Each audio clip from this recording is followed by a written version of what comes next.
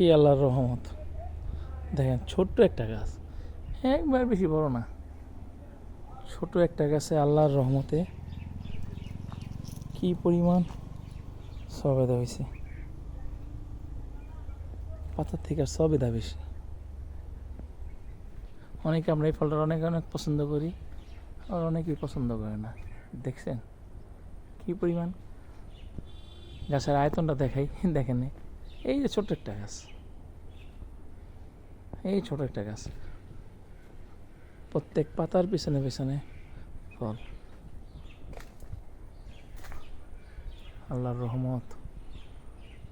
আবার এরকমও গাছ আছে এর থেকে অনেক বড়, কিন্তু একটা ফলও ধরেনি। আর এখানে একটা ছোট গাছে কি পরিমাণ ফল, কি পরিমাণ। দেখতে অনেকটা জলপাইয়ের মতো, লম্বা লম্বা। আমি প্রথমে মনে করছিলাম জলপাই, ঠিক আছে, আরও অনেক বড় হবে, জলপাইয়ের মতন দেখা যায়। পরে কাছে এসে দেখি না, সবেদা। এগুলো আস্তে আস্তে বড় হবে।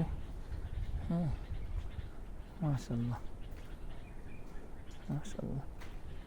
এই যে আরেকটা গাছ, এই যে এখানে একটা আছে ছোট, মাশাল্লাহ।